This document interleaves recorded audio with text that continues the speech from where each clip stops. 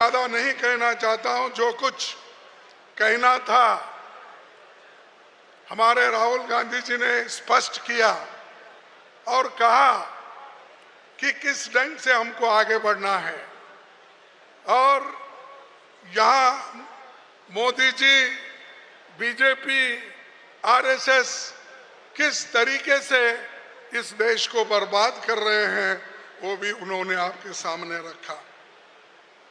दोस्तों, कोई संस्था अगर आगे बढ़ना है तो उसके पास 3 विचार की आवश्यकता है। एक, आपके पास विचार होना चाहिए, वो आइडियोलॉजी। दूसरा, विचार, आचार और प्रचार। ये 3 चीजें जिस संगठन में होते हैं वो संगठन आगे बढ़ता है।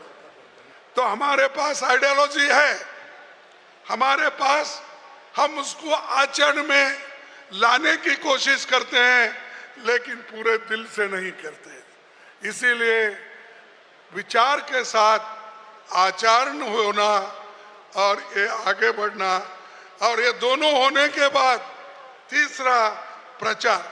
सबसे ज्यादा प्रचार की आवश्यकता है। अगर आपके पास अच्छे विचार है, आचरण भी आपका अच्छा है, अगर उसका प्रचार नहीं हुआ तो क्या फायदा।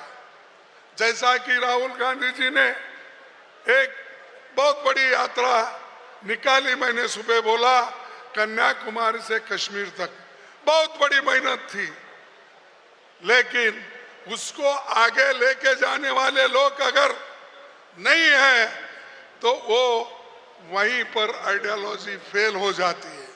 इसलिए मैं चाहता हूं यहां पर जो आए हैं इस आइडियोलॉजी को, उनके विचारों को, कांग्रेस के विचारों को आगे बढ़ाने की कोशिश करो, पीछे मत हटाओ। और दूसरी चीज मैं आपको कहना चाहता हूं, और एक, किसी भी संगठन के पास और 3 विचार होना चाहिए।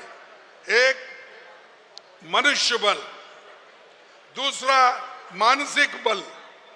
तीसरा, आर्थिक बल।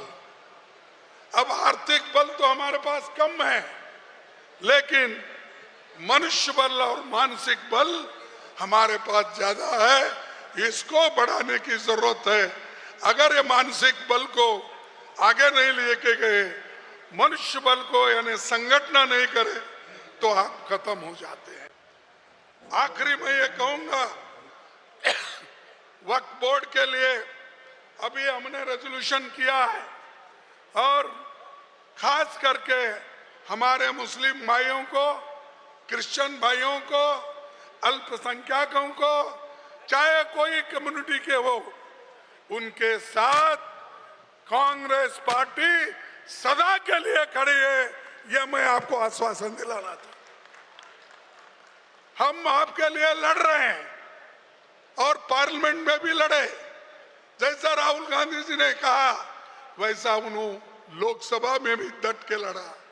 हम पार्लियामेंट में भी, वहां राज्यसभा में भी लड़े, और हम यहां तक आ गए जो बीजेपी की शक्ति थी उसको कमजोर करे। और हम जो हमारे पास जितने, हम समझ रहे थे कि हमारे पास राज्यसभा में 81 मिलेंगे, लेकिन हमको हमारे 4-5 मेंबर जो हमारे अलायंस पार्टनर भी थे और इंडिया गठबंधन के लोग थे, उसमें 4-5 लोग एब्सेंट रहने के बावजूद हमने 97 वोट लिया। ये अपेक्षा के बाहर है। यह दर्शाता है कांग्रेस और इंडिया गठबंधन ये जोर पकड़ा है। और ये इसलिए कि आज आप देख सकते हैं कि वक्फ मुद्दे पे हम सब एक हो गए, कोई अलग अलग नहीं हुआ। हम हमारे साथ दूसरों को हम जोड़ लिए, लेकिन हमारा एक वोट भी कांग्रेस का हो, दूसरे का नहीं गया। इसीलिए मैं यही चाहूंगा कि ये जो हमने तैयार किया है इंडिया गठबंधन, उसको तो जोर हमको देना ही है, उसके साथ साथ हम एक रह के आगे बढ़ना है। और एक बात मैं कहूंगा, जैसा राहुल जी अभी कहे कि उन्होंने ये कहा वक्त में तो एक मुसलमानों की या माइनॉरिटी की एक प्रॉपर्टी हड़पने का ये काम हो रहा है, क्योंकि जो भी वक्फ बोर्ड में प्रॉपर्टी है, जो वक्फ बोर्ड जो डोनेशन देते हैं, मुस्लिम देते हैं, हिंदू देते हैं और कोई धर्म के लोग भी डोनेशन दे सकते हैं। वक्फ ये एक डोनेशन का बोर्ड है। इसको डोनेशन दिए हुए जमीन को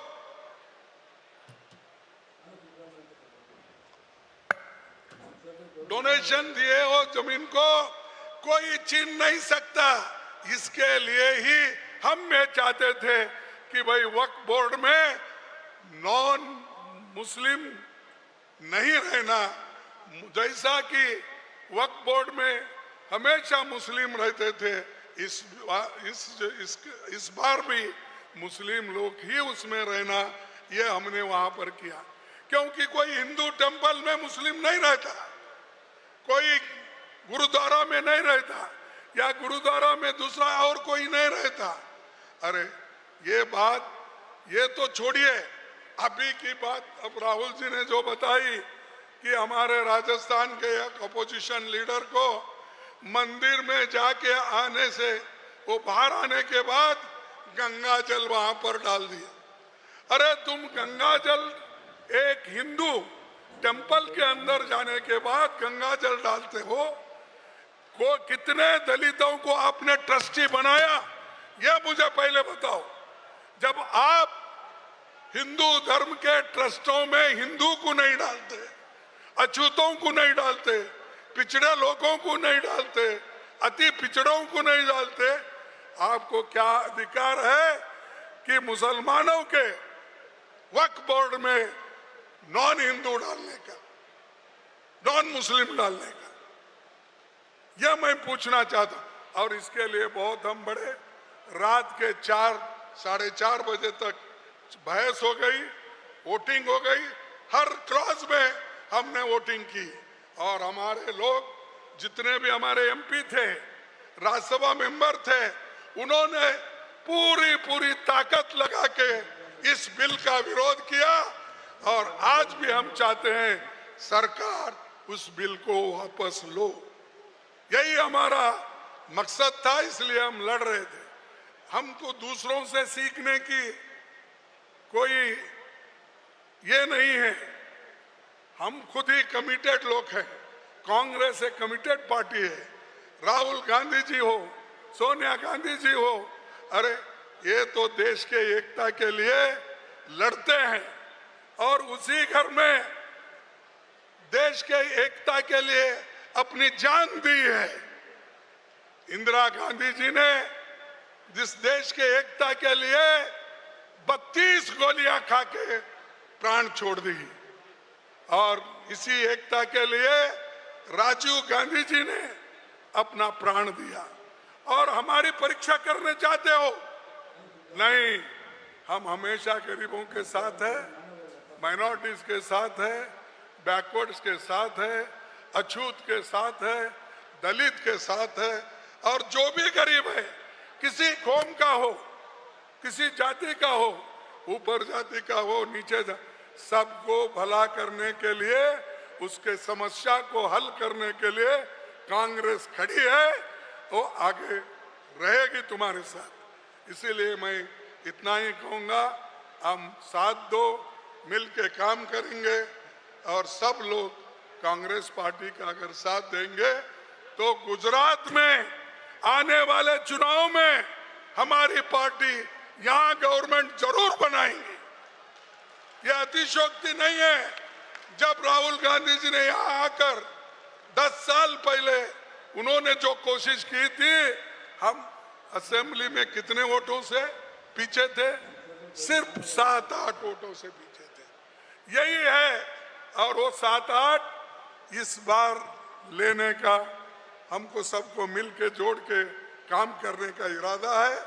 इसीलिए मैं गुजरात के लोगों से भी यही कहूंगा, तुम आगे बढ़ो। शक्ति सिंह, तुम्हारी शक्ति दिखाओ और तुम्हारी शक्ति दिखाओ, सबको साथ लो और हम आपके साथ हैं, सब मिलके काम करेंगे।